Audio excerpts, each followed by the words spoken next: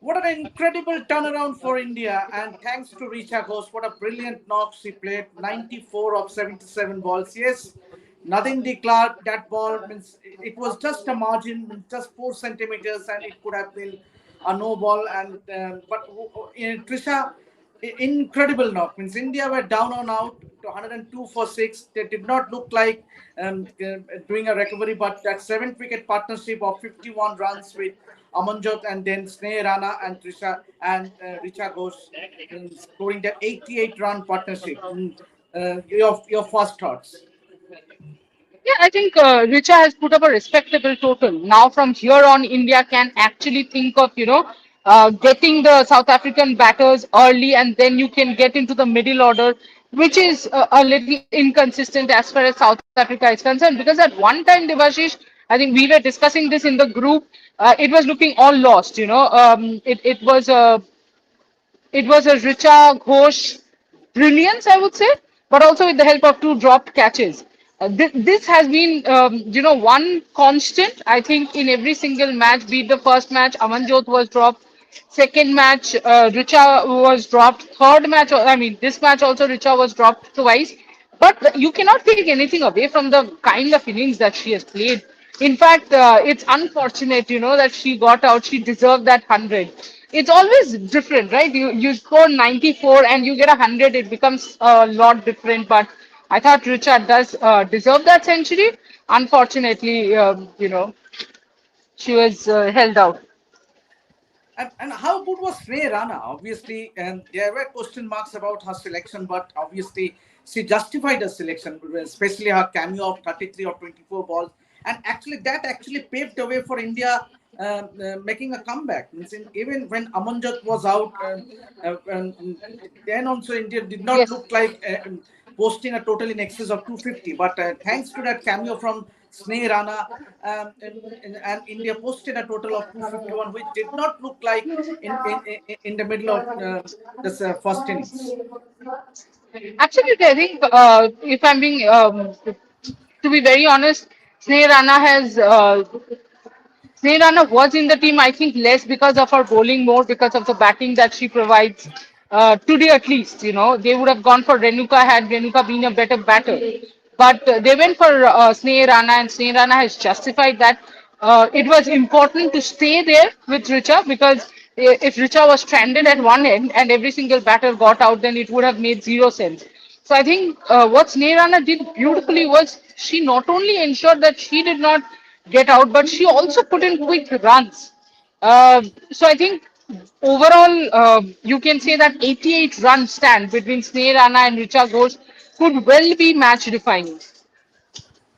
Yeah, obviously, Trisha, if we can look a little back at the start of the first innings, obviously that opening partnership of 55 runs at one point, India looked like posting a big total at the start, means 55 runs, and they were pacing the innings. Both Smriti Mandana and Pratika Rawal were going. Were steady, I would say. Means obviously not. There was no slam bang start, but they were very steady. And then all of a sudden, Malaba been brought into the attack, 11th over, and that long on fielder was placed just for that aerial shot. And it was means obviously, now I won't say the word stupid, but obviously Sriti Mandana did all the hard work, but she paved in and obviously gave that catch, and then immediately there was a flurry of wickets. Your thoughts? Absolutely. I think you're being very kind. You're being very kind when you are not using the word stupid because that's the word to be used. Smriti Mandana, this is not Smriti Mandana's first World Cup. This is her, she started from 2017. So ODI World Cup itself, this is her third ODI World Cup. And she has been the highest run getter. You are seeing the fielder is there. Either you're arrogant enough to believe I can cross that, or you are stupid enough to think that I will hit and I'll just hit wherever I want to. I'm not going to check where the field is. Uh, I think when she has reached 23, and you can see that we have posted about 50, 55 odd, take a little more time. You have people behind who can score quickly. A Harmanpreet probably, if she comes in the 35th, 40th over, is going to score quickly. You can send Richa off the order if need be.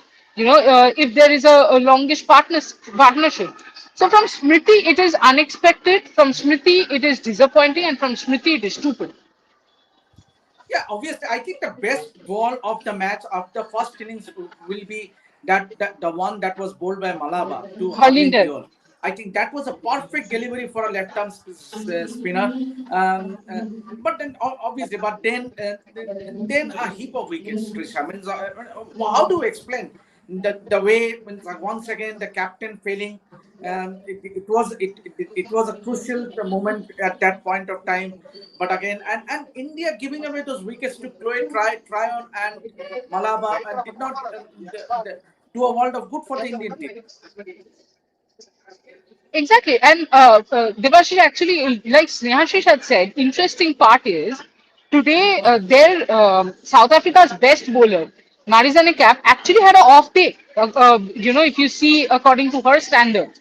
I have been quietly blaming Snehashish for that because he was repeatedly saying that Marizanne Cap is a human, she can have one off day. But then you give away wickets and give away. Chloe Tran was bowling wicket to wicket. Sekou Pune was bowling wicket to wicket. But it's not like they were bowling wicket-taking deliveries. Malaba, yes, it was a little tougher to play her, but not Sekou Pune or Tran. You were playing dot balls in the 35th over. Sorry, 32nd over. I was counting. We had already played 130 dot balls. Out of 192 deliveries, you have played 130 dot balls. What do you expect the team to do? To be under pressure, go for big shots, and get out. That is exactly what is happening. Jemima Rodriguez, please tell me, Debashish, how can you get out on the same shot twice? And yesterday in the practice, you have practiced half an hour of sweep shots, and yet you are getting out in the same shot. That is because you have put your mind in that this is how I will play. How many of the batters stepped up to the spinners? They did not. They were caught in the crease, trying to play Harman, playing far away from her body. Was that ball even a good enough ball to get out? And you are the captain of the team. If you actually see, in fact, I was saying that I want to write a piece on how the top five batters have performed and the bottom three batters have performed, six, seven, eight. They are the ones who have got runs for you. Top five batters have been a joke so far. And talking about the intent, obviously, this means how do you explain? Means obviously, so many dot balls, as you have rightly mentioned, that and then means at one point of time, Pratika Rawal, she was set, and she also when Sriti got out, she just got into the shell. Means obviously, as if that she was just there batting and defending the balls. Means Exactly. just, where was the intent from the Indian batters? See, the problem is the Indian batters currently, the top order currently is playing 2 weeks. Either they're defending straight or playing it straight to the fielders, or they're trying to hit big shots and getting out. The non-existence of gaps for them. And at one point, when you sit there, you can see the entire field, right?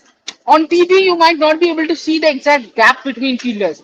But when you're at the ground, you can see the gap, and you are wondering there that if these people are such great batters, how can they not hit those gaps and take singles and doubles? Intent always, my problem is intent as defined by Twitter, is not hitting boundaries. Intent is about trying to score runs. It can be one, it can be two, it can be three, it can be four. How many twos has Richa Ghosh and Sne Rana missed? And now, if say in the last ball you need one run and South Africa scores, you will sit thinking that had I taken those twos, I would have had five more runs extra or six more runs extra. And it's not like South Africa fielded well. I'm not saying that. But there were enough gaps, hit the gaps. Out of 192 balls, how can you have 130 dot balls when your top five is playing? Yeah, absolutely, Srisha, you are spot on, and obviously you should not take away the catching also. Yes, yes, barring the Brilliant. two drop chances, and both were of Richa Ghosh. South Africa's catching has been brilliant. Means obviously they are fielding, they are ground fielding, they are catching. Laura Ulbert has been simply brilliant. So as well as Tajmin Preets and others. So talk us about the South African fielding and obviously how crucial will it be? Do you reckon that 251 will be enough for India to defend on this track? Um, I'll finish the fielding part first. I think, Devashish, we were just speaking in the pre-show, if you remember, that there was this loop catches, parabolic catches that South Africa was practicing. In fact, taking sideways, running behind. Remember Amanjot's catch? The exact same catch Sunelu took in the mid of, inside the circle. I have been saying this a number of times that India needs to rediscover their fielding drills. You have to set up match situations. You have to see what happens in the match. And the effort. There are shots when you're sitting here, you can see that these are supposed to be boundaries. Somewhere, a Proteus, woman player is coming and jumping and saving it. Be it Nadine de Klerk, be it Tasmin Bridge, be it Wolcott, be it Sekukune, everybody is giving their 500% out there. And now to the second question, if 251 is enough, no, because the outfield is slow, that is there, but the bigger problem is the ball is getting wet as soon as it's coming to the outfield. It's more, I don't think it's because of dew per se, but more because of a lot of water retention after the rain. So the moment the ball is coming towards the boundary or the ball is rolling, you will see that the ball is getting wet. The ball getting wet means it gets tougher for the bowlers to handle, which is what we saw in the second half of the Indian innings. It was getting tough for the South African bowlers to handle the ball. Also, all of them were wearing towels. So the moment any ball went outside, they were continuously trying to get the water off it. So it will be tough. But I think if we can field like we did against South Africa in the second ODI of the series, we were absolutely tight, we were absolutely tight, taking all the catches, taking all the saving all the runs, especially ground fielding. We can be competitive, and we also have to hope that we can get the openers out quickly. I think that's our first task. Trisha, coming back to Richa's knock once again, having watched him, having seen him closely, do you reckon this is one of her best knocks she has played in her career? One of our most matured knocks, yes. At every point, I was sitting and I was thinking, this kid has matured. I had seen her as a kid. I had seen her at the district level when Richa was just practicing. But yes, extremely proud of the way she conducted the entire innings. There were points when Amanjot was slow, and I was kind of getting anxious that because Amanjot at the other end is slow, that Richa should not go for some hanky dory shot and lose her wicket, because she is the one who can take us beyond 250. And I'm so glad, Debashi, that that is exactly what she did. She finished the game. Whether we win or not from here, the truth is she stayed there, she finished the game. Last over she got out. That is perfectly fine. But she stayed there. Only thing is, I don't know if I'm very sure about the batting order that she has been sent to. So sorry. I'm not Yeah, 100%. I mean, I don't agree with the batting order she sent here. we have lot to see her maybe one notch higher up the order. Yeah, I mean, Richa Ghosh is not number eight batter. And especially when there is trouble, you need somebody to bail you out. You cannot send Richa below Amanjot, Deepthi, every single, batter. It almost seems like on hindsight you're thinking and sending Richa. I would say to send Richa up, she should be your number six, a permanent number six. But Trisha, on a bigger picture, do you reckon that this augurs well, especially with the lower order firing in all cylinders? Especially if you look at the first three matches, be it Sri Lanka, Pakistan, and now South Africa. India were down and out. Trisha, 102 for six. No one ever expected India to post a total in excess of 251. And the manner in which Amanjot, Sne Rana, Trisha Ghoshal they batted, Richa Ghosh Richa batted. Richa goes batted. So what are your thoughts? Does it augur well for India? Absolutely not. While I know there are a lot of people who are writing over a collective effort and all that, but the truth of the story is, if your 6, 7, 8 is scoring runs and your top five isn't, for me, you are not going to lose important matches. Not every single day will Richa fire, Amanjot fire. There is a reason why they are 6, 7, 8 and they are not the top order, right? So it's not like they're going to perform every single day, and you cannot put the pressure on them of performing and bailing you out every single day. That is exactly what is happening. And I think India are right now riding on the luck that these guys are performing. That is going to run out in important matches. You have Australia next. You have England after that. It's going to be a mess. And if Laura Woolward and Tasmin Bridge get a start, like what Pratika Raval and Smriti had done, they are not going to throw anything away. They're going to finish the match and come back. So yeah, I think it is not. We are still not in 35% into our potential. We have not tapped into our own potential as yet in the World Cup.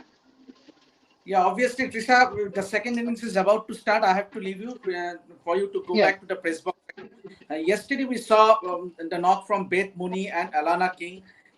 Obviously, is saving the day for Australia. Let's hope that Richa Ghosh's knock is obviously it has been an incredible knock from Richa Ghosh, 94 of the 77 balls, and supported by Sne Rana. Let's hope that 251 runs is enough for India. And let us keep our fingers crossed. Let's hope that Richa's knock gives the inspiration to our bowlers and hope that we come out flying colors. On that note, Trisha, thank you once again, and we'll come back for the post match live. Until then, see you all.